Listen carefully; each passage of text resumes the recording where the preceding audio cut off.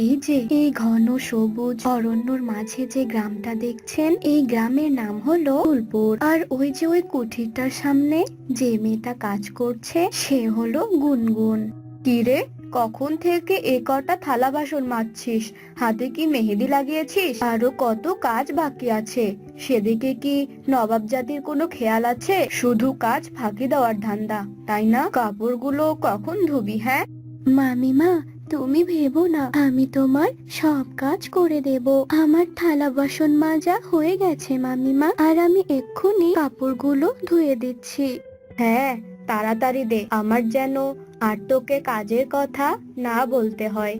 এনার নাম হলো মালতী। ইনি হলেন গুনগুনের মামি। গুনগুনের মা বাবা রোড অ্যাক্সিডেন্টে মারা যাওয়ার পর গুনগুনের মামা তাকে এ বাড়িতে নিয়ে আসে। কিন্তু গুনগুনের এ মামি গুনগুনকে একদম পছন্দ করতো না। আকাশের তারাগুলো কত সুন্দর, মনে হচ্ছে তারাগুলো আমার দিকে তাকিয়ে আছে। মা তো বলেছিল যে সবাই মারা যাওয়ার পর আকাশের তারা হয়ে থাকে, তবে কি আমার বাবা মাও আকাশের তারা হয়ে গেছে? বাবা মা, তোমরা কি দেখতে পাচ্ছ না তোমাদের মেয়ে যে একদম ভালো নেই? আমার এখানে থাকতে অনেক কষ্ট হয় গো। আমি এখানে আর থাকতে চাই না। মামিমা আমায় একটুও ভালোবাসে না। গুনগুন, এই গুনগুন, কোথায় গেলি? আমাকে এক গ্লাস জল দিয়ে যা তো। এই গুনগুন। এই রে, মামিমা তো ডাকছে, যেতে দেরি হলে যে আবার মারবে। যাচ্ছি মামিমা। এই বলে গুনগুন ঘরে চলে যায়। এভাবে কষ্টেই গুনগুনের দিন কাটতো। একদিন গুনগুন তার মামিমার ঘর গোছাচ্ছিল, আর হঠাৎ করে গুনগুনের হাত লেগে তার মামিমার গলার হার মাটিতে পড়ে ভেঙে যায়। আর তখনই মালতী সেখানে চলে আসে। বজ্জাত মেয়ে কোথাকার, আমার এত সুন্দর হারটা কি করলো? এটা কি করলি? হ্যাঁ, একে তো ঘাড়ের উপর বোঝা হয়ে অন্ন ধ্বংস করছিস, আর আমার এভাবে ক্ষতি করছিস। এবার আর তোর এখানে থাকা হবে না। যা, আমার চোখের সামন থেকে চলে যা, বেরিয়ে যা বলছি। মামিমা, ও মামিমা, আমার ভুল হয়ে গেছে গো, আমাকে তাড়িয়ে দিও না। আমি কোথায় যাব? আমার যে যাওয়ার কোনো জায়গা নেই, আমায় বের করে দিও না মামিমা। মামিমা গুনগুনের কোনো কথা না শুনেই গুনগুনকে বাড়ি থেকে বের করে দেয়। গুনগুন হাঁটতে হাঁটতে অনেকটা দূরে এক জঙ্গলে চলে আসে। বড্ড জল তেষ্টা পেয়েছে, দেখি আশেপাশে কোনো নদী আছে কিনা। এই বলে গুনগুন নদী খুঁজতে থাকে, আর অনেক খোঁজাখুঁজি করার পর গুনগুন একটা নদী পেয়ে যায়। আর নদী দেখে গুনগুন অনেক খুশি হয়ে সেখানে জল খায়। আর জল খেয়ে গুনগুন পিছনে তাকিয়ে ভীষণ অবাক হয়ে যায়। এ কি, এ আমি কি দেখছি? এ কি করে সম্ভব? এ তো দেখছি 7 রঙের ডিমের গাছ। এই গাছে এমন 7 রঙের ডিম ধরে আছে কেন? এ কি আমার মনের ভুল, নাকি মামিমার ঝাড়ি খেয়ে জেগে জেগে স্বপ্ন দেখছি? যাই, আমি বরং 7 রঙের গাছের ডিমগুলো ছুঁয়ে দেখি, এটা আমার মনের ভুল নাকি কোনো স্বপ্ন, আর নাকি এটা বাস্তব। এরপর গুনগুন ডিমের গাছের কাছে গিয়ে 7 রঙের ডিমে স্পর্শ করে। আর 7 রঙের ডিম গাছে স্পর্শ করতে গাছের সাথে সাথে গুনগুনও অদৃশ্য হয়ে যায়। কি তোমরা ভাবছো তো কোথায় গেল গুনগুন? চলো আমরা বরং দেখে আসি কোথায় গেল গুনগুন। এ কি, এ আমি কোথায়? আমি তো 7 রঙের ডিম গাছ স্পর্শ করছিলাম, তবে আমি এই খাটের উপর এলাম কি করে? কি হয়েছে আমার? এ কি, তুমি কে? আমি মল্লিকা। আমি তোমাকে রাস্তায় জ্ঞানহারা অবস্থায় পড়ে থাকতে দেখে এখানে নিয়ে এসেছি। কে মা তুমি? তোমার নাম কি? আমার নাম গুনগুন। আমার মা বাবা বেঁচে নেই, তাই আমি আমার মামিমার বাড়িতেই থাকতাম, কিন্তু সেই মামিমাও আমাকে বাড়ি থেকে তাড়িয়ে দিয়েছে, তাই আমার যাওয়ার কোনো জায়গায় নেই। এভাবে কেঁদো না মা, আজ থেকে তুমি আমার এখানেই থাকবে, আমার মেয়ে হয়ে থাকবে তুমি। তুমি অনেক ভালো গো, আজ থেকে তুমি আমার ভালো মা। এখন তুমি বিশ্রাম করো, আমার কিছু কাজ আছে, আমি আসছি। এই বলে মল্লিকা সেখান থেকে চলে যায়। মল্লিকা চলে যাওয়ার পর গুনগুন বিছানা থেকে বাইরে এসে চারপাশ পায়চারি করার পর দেখতে থাকে। আর দেখতে দেখতে গুনগুন হঠাৎ করে বাড়ির পিছনে একটি সুন্দর বাগান দেখতে পায়। কি সুন্দর বাগান! সবাই তো বাড়ির সামনে ফুলের বাগান করে, তবে এখানে বাড়ির পিছনে এমন নির্জন জায়গায় বাগান কেন? কি সুন্দর ফুল! বাড়ির সামনে থাকলে দেখতে আরো বেশি সুন্দর লাগতো। কি তুমি এখানে কেন এসেছো? এখান থেকে পালিয়ে যাও, না হলে তুমি বাঁচবে না। তুমি এখান থেকে পালাও। কি এ কথা বলছো এখানে? আমি তো কাউকেই দেখতে পাচ্ছি না। কে কথা বলছো? এই যে দেখো, আমি ফুল, আমি বলছি গো, আমি কথা বলছি। তুমি এখানে নিরাপদ নাও। তুমি যাকে ভালো ভাবছো সে আসলে এক ভয়ঙ্কর রাক্ষসী। সে মায়ার ওই 7 রঙের ডিম গাছ দেখিয়ে মানুষকে তার কুঠিরে নিয়ে আসে, আর তার রক্ত খেয়ে অনেক শক্তিশালী হয়। তবে মল্লিকা, মানে ভালো মা একজন রাক্ষসী? কি সাংঘাতিক! কিন্তু তুমি ফুলের মধ্যে থেকে কথা কি করে বলছো? আসলে আমি কোনো ফুল নই, আমি এক পরী। আমার এই অবস্থা ওই রাক্ষসী করেছে। ওই রাক্ষসী আমায় মারতে পারেনি, তাই ফুলে পরিণত করে রেখেছে। ওই রাক্ষসী অনেক মানুষকে মেরে তাদের রক্ত খেয়েছে। আচ্ছা পরী বন্ধু, ওই রাক্ষসীকে মারার কি কোনো উপায় নেই? হ্যাঁ আছে তো। ওই রাক্ষসীর ঘরে ড্রেসিং টেবিলের সামনে একটি সুন্দর মাটির পাখি আছে, আর ওই মাটির পাখিতে রাক্ষসীর প্রাণ ভোমরা রয়েছে। তোমায় কৌশলে ওই পাখিটা ভেঙে ফেলতে হবে, তবেই রাক্ষসী মারা যাবে, আর আমিও আমার রূপ ফিরে পাবো। তুমি ভেবো না গো বন্ধু, আমি ওই রাক্ষসীকে শেষ করবই। এরপর গুনগুন রাক্ষসীর ঘরে যায়। কি রে মা, কোথায় গিয়েছিলি? ও ভালো মা, আমি একটু এ বাড়ির আশপাশটা ঘুরে দেখছিলাম। না, তুই ঘর থেকে কোথাও যাবি না। এখন থেকে ঘরেই থাকবি, বুঝেছিস? বাইরে যাওয়া আমি পছন্দ করি না। ঠিক আছে ভালো মা। ভালো মা, তোমায় দেখে খুব ক্লান্ত লাগছে। এসো, তুমি বিশ্রাম নাও। আমি তোমার মাথায় হাত বুলিয়ে দিচ্ছি, তুমি একটু ঘুমাও দেখি। এরপর মল্লিকা গুনগুনের কথায় বিছানায় শুয়ে বিশ্রাম নেয়, আর কিছুক্ষণ পর ঘুমিয়েও যায়। এরপর গুনগুন ওই মাটির পাখিটা হাতে নেয়, আর ওই মাটির পাখিটা হাতে নিতেই মল্লিকার ঘুম ভেঙে যায়। কি, তুই এই পাখি নিয়েছিস কেন? রেখে দে বলছি, রেখে দে। তুই ওই পাখির কিচ্ছু করবি না। গুনগুন মল্লিকার কোনো কথা না শুনেই মাটির পাখিটা ফেলে দেয়, আর মল্লিকা রাক্ষসী রূপে এসে পড়তে শুরু করে। আর কিছুক্ষণ পরেই সে ভস্ম হয়ে যায়, আর পরীও তার রূপ ফিরে পায়, আর গুনগুনকে ধন্যবাদ দেয়।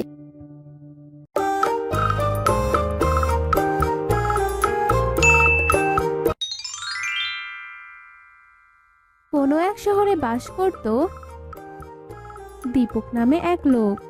দীপক তার মা মনিকার সাথে থাকতো। দীপক একটা কোম্পানিতে চাকরি করত। দীপক চাকরি করে যা টাকা পেত তাই দিয়ে তাদের সংসার চলতো। একদিন দীপক সীমা নামে এক মেয়েকে বিয়ে করে বাড়িতে নিয়ে আসে, আর দীপকের মা মনিকা সীমাকে দেখে অনেক পছন্দ করে আর ছেলের বউ হিসেবেও মেনে নেয়। এভাবে কিছুদিন যাবার পর, বৌমা, কাজগুলো একটু শেষ করে বিকেলে রেডি হয়ে থেকো তো। আজ তোমাকে নিয়ে একটু ডাক্তার দেখাতে যাব। আমার কিছু ঔষধ শেষ হয়ে গেছে, সেগুলোই আনতে যাব। ঠিক আছে মা, আমি তাড়াতাড়ি রান্না শেষ করে আসছি। এরপর বিকেলে মনিকা আর সীমা ডাক্তারের কাছে যাচ্ছিল। হঠাৎ করে পিছন থেকে একটা গাড়ি এসে মনিকার শরীরে লাগিয়ে দেয়, আর মনিকা মাটিতে পড়ে যায়। এরপর মনিকাকে হাসপাতালে নিয়ে যায়।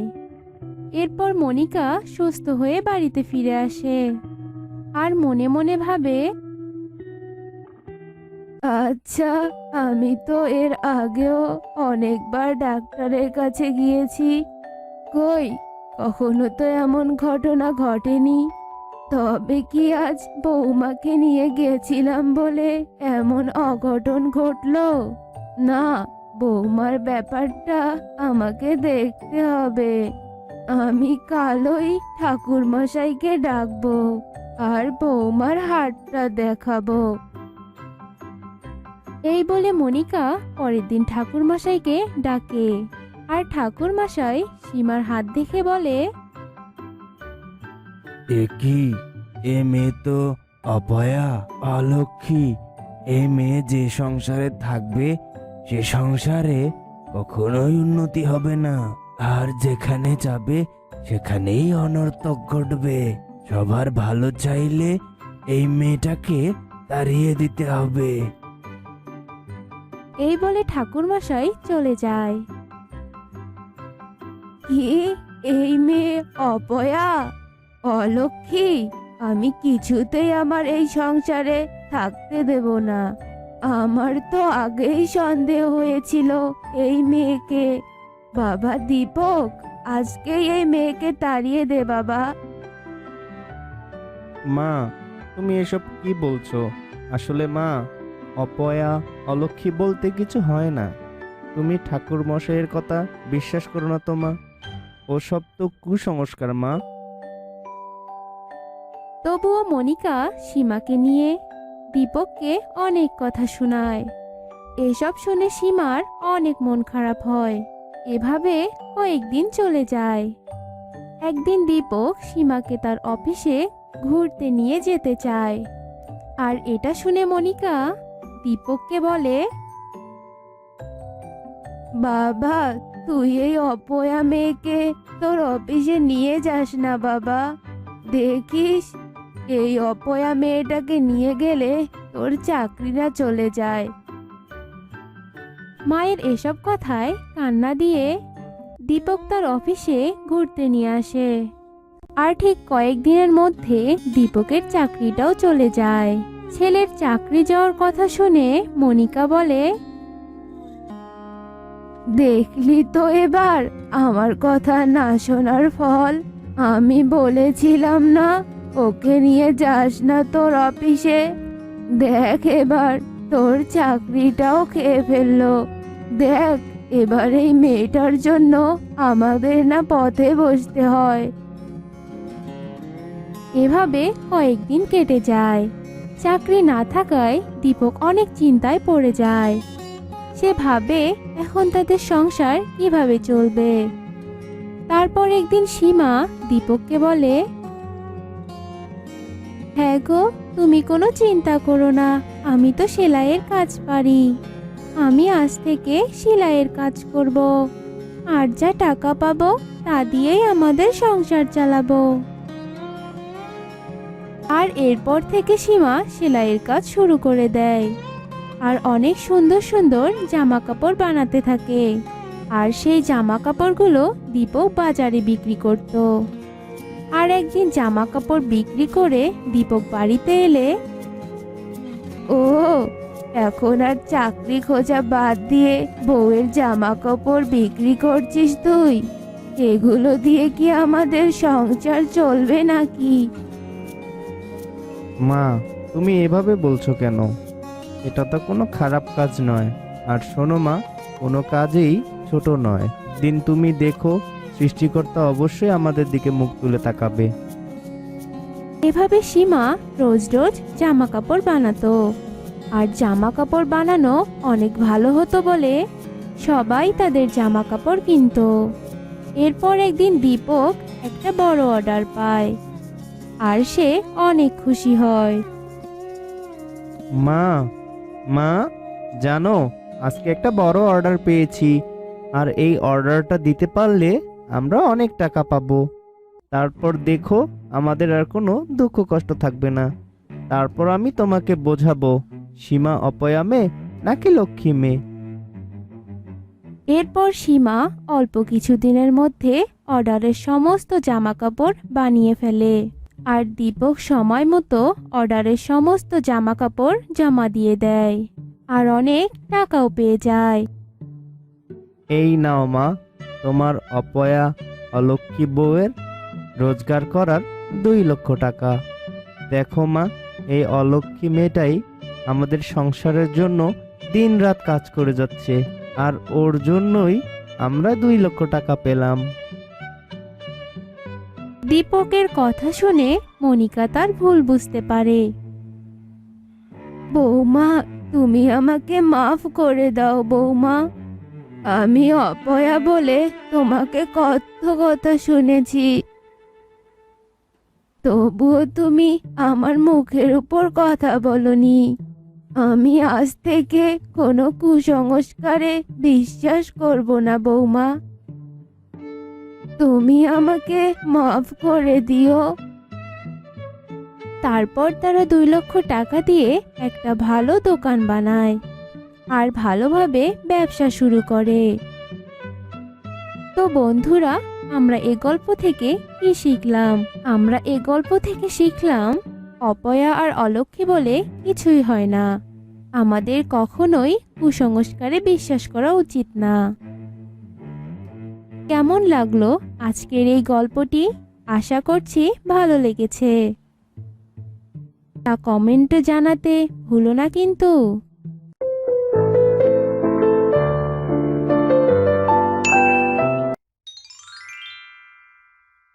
ছোট, ঘর ঝাড়ু দে তো। রহিম আপু আজকে আমাকে অনেকগুলো কাপড় দিয়ে গেছে, কাপড়গুলো যে আমাকে কাটতে হবে রে। কিন্তু কাপড়গুলো তো অনেক সুন্দর। বলছি কি, এই কাপড়গুলো দিয়ে তুমি কে বানাবে আপু? কি আর করব, গাউন বানাবো। আপু, আমারও না অমন সুন্দর জামা পরার খুব শখ। ইস, আমিও যদি অমন সুন্দর জামা পরতে পারতাম। আমার খুব ইচ্ছে আমরা 3জন ওরকম জামা পরে ঘুরে বেড়াবো।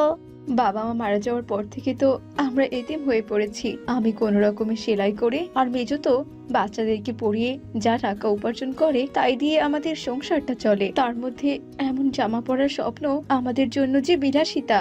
আমার ভুল হয়ে গেছে রে আপু, আমি আর দামি জামার কথা বলবো না। ছোট তো সে কবেকার পুরনো জামা পরে সব সময় বাইরে যায়। ওর জামাগুলোতে কতবার যে তালি লাগানো হয়েছে তার তো কোনো হিসেব নেই। যেভাবেই হোক, ছোট জন্মদিনে এবার আমি ওকে নতুন জামা দেব। কাপড়গুলো কাটা শেষ হলে দোকানে গিয়ে একবার দেখি ওই জামাগুলোর দাম কেমন। আসুন আসুন আপামনি, আসুন, বলুন কি লাগবে আপনার। আচ্ছা, ও সুন্দর জামাগুলোর দাম কত? আসলে অত দামি জামা কাপড় আপনার নেওয়ার সামর্থ্য আছে বলে মনে হচ্ছে না। আমি বরং আপনাকে কম দামে সুন্দর জামা দেখাচ্ছি। না না, আমি ওটাই দেখবো। দেখালে দেখান, নয়তো আমি অন্য দোকানে চলে যাচ্ছি। এই গ্রামে আপনি আমার দোকান ছাড়া অন্য কোথাও সুন্দর জামা কাপড় পাবেনই না। ঠিক আছে, আপনি যখন দেখতে চাইছেন তবে আমি আপনাকে দেখাচ্ছি। আসলে জামাটা দেখতে অনেক সুন্দর, সেলাই আর কাপড় দুটোই অনেক ভালো। এই জামাটার দাম কত ভাই? 3500 টাকা। আপনার জন্য আমি 200 টাকা কম রাখতে পারবো। এ কি, এত দাম? আপনি এই জামাটা রেখে দিন ঠিক আগের জায়গায়। আমি আপনাকে আগেই বলেছিলাম এই জামা আপনি কিনতে পারবেন না, শুধু শুধু আমার সময়টা নষ্ট করালেন। দুঃখিত ভাই, আপনার কাছে কি ভালো গজ কাপড় আছে যা দিয়ে এরকম জামা বানানো যাবে? হ্যাঁ হ্যাঁ, তা তো আছে। এই তাকের সবগুলো কাপড় দিয়েই এমন জামাগুলো বানানো যাবে। বলছি, এই কাপড়টা কত করে গজ? 500 টাকা, আর বাকিগুলোরও ঠিক একই দাম। সে কি, এত? অমন জামা বানাতে গেলে তো কমপক্ষে 4 গজ কাপড় লাগবেই লাগবে। থাক ভাই, আমি বরং অন্য আরেকদিন আসবো। আচ্ছা আচ্ছা, ঠিক আছে। আমি বোধহয় ছোটর ইচ্ছাটা কোনোভাবেই পূরণ করতে পারবো না। আজ বাবা মা বেঁচে থাকলে ওর ইচ্ছেগুলো ঠিক পূরণ করতো। ছোট, এই ছোট, কোথায় কোথায় রে তুই? এই তো আপু, এই তো আমি এখানে। কি হয়েছে, আমাকে ডাকছো কেন? তুই না সেদিন চুলের ফিতা কিনতে চেয়েছিলি? এই দেখ, আজকে আমি তোর জন্য চুলের ফিতা নিয়ে এসেছি। দেখ তো তোর পছন্দ হয়েছে কিনা। এগুলো তো অনেক সুন্দর আপু। আমার জন্মদিনে আমরা সবাই এগুলো পরবো। হ্যাঁ, একে একে বড় আপু, তুমি আবার কোথায় চলে গিয়েছিলে? আজ না তোমার অনেক কাজ আছে? হ্যাঁ, বেজুদের বাড়িতে গিয়েছিলাম কাপড় আনতে। এমনিতেই তো তোমার কাছে অনেকগুলো কাজ জমা আছে, তার মধ্যে তুমি এতগুলো কাপড় নিয়ে এলে। এতগুলো কাজ তুমি কিভাবে করবে? পারবো পারবো আমি। আমার হাতে যে সময় কম, তাই যা করার আমাকে তাড়াতাড়ি করতে হবে। আপু, এই আপু, তুই আমাদের জন্য এত চাপ নিস না তো। বাবা মার মতো যদি তোর কিছু হয়ে যায় তাহলে আমাদের কি হবে বল তো তুই? কিছুই হবে না রে আমার, আমি ঠিক আছি। তোরা ওদিকটা সামলে নিস, কেমন? আচ্ছা আচ্ছা আপু, ঠিক আছে ঠিক আছে।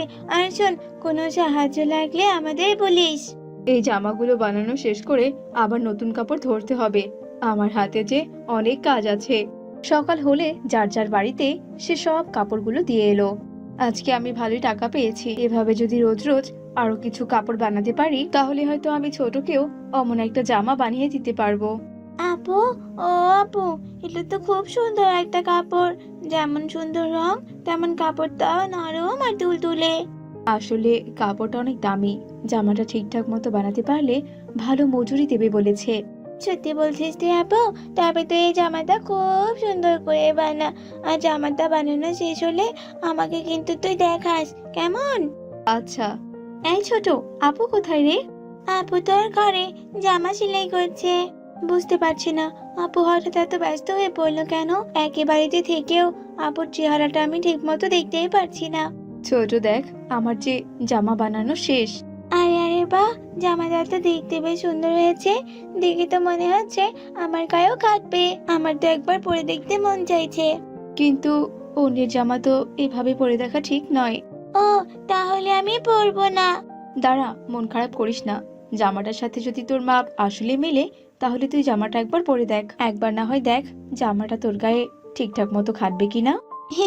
তুই সত্যি বলছিস? আমি তবে এক্ষুনি এই জামাটা গায়ে দিয়ে আসছি রে। দেখেছো তো আপু, দেখেছো জামাটা পেয়ে ছোট কত খুশি হয়েছে। আমি তো ভেবেছি এবার ছোটকে এরকম একটা জামা বানিয়ে দেব। কিছু টাকা আমার কাছে জমানো আছে, আর এই কয়দিনে কিছু টাকা জোগাড় করে ওকে আমি ওর জন্মদিনে এরকম একটা জামাই উপহার দেব। কিন্তু আপু, এখন তো আমাদের টাকার অনেক দরকার। আর তুই কিনা এতগুলো টাকা একটা জামার পিছনে খরচ করবি? আসলে আমি আর তুই তো ওর বয়সে এর থেকেও সুন্দর জামা কাপড় পরেছিলাম। বাবা মা যদি আজকে বেঁচে থাকতো তাহলে হয়তো ওকেও এরকম সুন্দর সুন্দর জামা কাপড় পরাতো। মা বাবার অভাব তো আর আমি পূরণ করতে পারবো না, কিন্তু আমার দ্বারা যতটুকু সম্ভব আমি ঠিক ততটুকু করতে পারবো। আপু, এই তো আপু, জামাটা আমি পরে এসেছি। দেখ তো আমার কেমন লাগছে। সে কি রে, তোকে তো দেখতে একদম রাজকন্যাদের মতো লাগছে। তুমি সত্যি বলছো? আমার তো খুব আনন্দ লাগছে। দাঁড়াও দাঁড়াও, আমি একটু আয়নার সামনে গিয়ে দেখে আসি আমাকে কেমন লাগছে। ছোট দ্রুত আয়নার সামনে গেল, আর আয়নার সামনে যেতেই হঠাৎ করে জামার একটি অংশ কালির দোয়াতে লাগলো। ছোট দাঁড়া। এই কি সর্বনাশ হলো! দোয়াতের কালিটা তো পুরো জামায় ছড়িয়ে পড়েছে। এখন কি হবে কি আপু? এত দামি জামা থেকে আমি নষ্ট করে ফেললাম। কোনো ব্যাপার না, তুই জামাটা খোল, খোল তাড়াতাড়ি। আমি দেখছি কোনোভাবে এই দাগগুলো ওঠানো যায় কিনা। আপু, এটা দিয়ে ঘষে দেখ, কোনোভাবে দাগটা ওঠাতে পারিস কিনা। কিছুই তো বুঝতে পারছি না, কোনোভাবে যে জামার দাগটা উঠছে না। এবার আমি কি করব? দেখেছিস আপু, তুই এত পরিমাণে ঘষেছিস যে জামাটার রং পর্যন্ত উঠে গেছে, অথচ কালি উঠছে না। আপু, তুই বাদ দে রে, অযথা এত আর কষ্ট করিস না। দাগটা হয়তো আর উঠবে না। তাহলে এখন কি হবে রে? এই জামাটা নিয়ে আমরা জামার মালিকের কাছে গিয়ে ক্ষমা চাই, যদি আমাদের জন্য তার একটু দয়া হয়। আচ্ছা আচ্ছা, ঠিক আছে, চল তবে। হাই হাই, এটা আবার তোমরা আমার জামার সাথে কি করেছোটা কি? হ্যাঁ, তোমরা যদি এতই কাণ্ডজ্ঞানহীন তবে তোমরা আমার জামাটা কেন নিয়েছো? আমার ভুল হয়ে গেছে, আমাকে আপনি ক্ষমা করে দিন। আমি আপনার ক্ষতিপূরণ দিতেও রাজি আছি। তোমার কি সাধ্য আছে নাকি আমার এত টাকা ক্ষতিপূরণ দেওয়ার? আপনি একটু বলেই দেখুন না কত, আমরা যথাসাধ্য চেষ্টা করব। আমার এই জামার দাম পুরো 5,000 টাকা। দোকানেও তো এই জামার দাম এর থেকে অনেক কম। আমার এই জামার কাপড়টা আমি অন্য দেশ থেকে কিনে এনেছি। দোকানের কাপড়ের সঙ্গে তুলনা করে কোনো লাভ নেই। আমাদের উপর আপনি একটু দয়া করুন। আপনি তো জানেন আমাদের পরিবারের অবস্থা কেমন। আচ্ছা আচ্ছা, ঠিক আছে, 500 টাকা না হয় কম দিও, কিন্তু তার নিচে আর 1 টাকাও না। ধন্যবাদ আপনাকে। আর হ্যাঁ, টাকাটা তোমরা কবে দিতে পারবে বলো এখনই, টাকাগুলোর আমার খুব দরকার। এতদিন তো আপনার টাকার কোনো দরকার ছিল না, অথচ জামাটা নষ্ট হওয়ার সঙ্গে সঙ্গে কিনা টাকার খুব দরকার হয়ে গেল। চুপ কর তো মেজো, আমি 2 দিনের ভেতরে আপনার টাকাটা দিয়ে দেব। আচ্ছা আচ্ছা, ঠিক আছে, তবে হ্যাঁ, 2 দিনের ভেতরে যদি আমি আমার টাকা না পাই তবে আমি গ্রামের সবাইকে বলে দেব তোমরা আমার জামা নষ্ট করেছো। তখন আর কেউই তোমাদের কাছে জামা বানাতে আসবে না। দয়া করে আপনি এমনটা করবেন না, আমি দিয়ে দেব আপনার টাকা। এই মেজো, চল চল বাড়িতে চল। ওই নষ্ট হওয়া জামাটা আমাকে দিয়ে যাও, ঘর মুছবো ওটা দিয়ে। কি হলো কি আপু, ওরা কি কিছু বললো নষ্ট জামা দেখে? আর বলিস না রে, ওই মহিলা বললো। আহা মেজো, তুই চুপ কর না। ভুল তো মানুষেরই হয়, তাই ওরা রাগ করেনি, শুধু বলেছে ওদেরকে আমি যেন আরো সুন্দর সুন্দর জামা কাপড় বানিয়ে দেই। তুই সত্যি বলেছিস তো আপু? ওরা কোনো ক্ষতিপূরণ চাইলো না? না রে বোন, চাইনি। যাক বাবা, খুব ভালো হয়েছে। আমি তো ভয়ে ছিলাম যে জামাটা নষ্ট করার জন্য ওরা না জানি আবার তোর কাছে কত টাকা চেয়েছে। যাক বাবা, এবার একটু শান্তি লাগছে, ওরা টাকা চায়নি। তুই একদম চিন্তা করিস না বোন, যা মন দিয়ে এখন পড়তে বস। একে আপু, তুই ওকে মিথ্যে কথা কেন বললি? এসব কথা ওকে বললে ও তো ছোট্ট একটা মানুষ, সারাটা দিন মন খারাপ করে বসে থাকতো। এখন যেভাবেই হোক দুদিনের মধ্যে পুরো টাকাটা আমাকে জোগাড় করতে হবে। দুদিন পরেই তো ছোট জন্মদিন, এখন তুই এতগুলো টাকা কিভাবে জোগাড় করবি? দেখি আল্লাহ আমাদের কপালে যা রেখেছেন। দুই বোন মিলে অনেক কষ্টে পুরো টাকাটা জমিয়ে সেই মহিলাকে দিয়ে এলো। একে কি আপু, এত সুন্দর জামাটা তুমি মেঝেতে কেন রেখেছো? সুন্দর নাকি চাই? এই দেখ জামাটাতে কেমন কালি লেগে আছে। তাই তো, কিন্তু জামার সেলাই আর ডিজাইনটা কিন্তু অনেক সুন্দর। কোথা থেকে নিয়েছো গো? কোথাও থেকে কিনিনি, একটু আগে যে দুটো মেয়েকে দেখি না, ওর বড় বোনটাই এই জামাটা বানিয়ে দিয়েছিল। একে, আমি তো এমন একজনকে খুঁজছিলাম, আমাকে তুমি দ্রুত ওদের বাড়িতে নিয়ে চলো। তোর জন্মদিন উপলক্ষে তুই চেয়েছিলি আমরা তিনজন একই রকম জামা পরি, এই দেখ। একে কে আপু, কলা পাতার জামা? হ্যাঁ রে, খুব ইচ্ছে ছিল আমার তোকে খুব সুন্দর একটা জামা বানিয়ে দেব, কিন্তু আমার আর সাধ্য হলো না, তাই আমি বাধ্য হয়ে। এখন আর তোমাদের কোনো চিন্তা নেই, আমি যে চলে এসেছি, এখন যে তোমরাও সবার মতো সুন্দর জামা পরতে পারবে। একে কে আপনি? আপনাকে তো আমি একটু আগে চাচিদের বাড়িতে দেখে আসলাম। আসলে শহরে আমার একটা বড় জামা কাপড়ের দোকান আছে, আর সেখানে জামা বানানোর জন্য আমি তোমার বড় বোনের মতোই একজন মানুষকে খুঁজছিলাম। আজ থেকে ও আমার সহকর্মী, মাইনে সহ আমি ওকে সকল ধরনের সুযোগ সুবিধা দেব। আপনি সত্যি বলছেন তো? আপনাকে অনেক ধন্যবাদ। আমার যে তবে আর কোনো চিন্তা রইল না। প্রথম মাইনে পাওয়ার পর তিন বোন একই রকমের জামা বানালো, আর ছোট বোনের স্বপ্ন এভাবেই পূর্ণ হলো।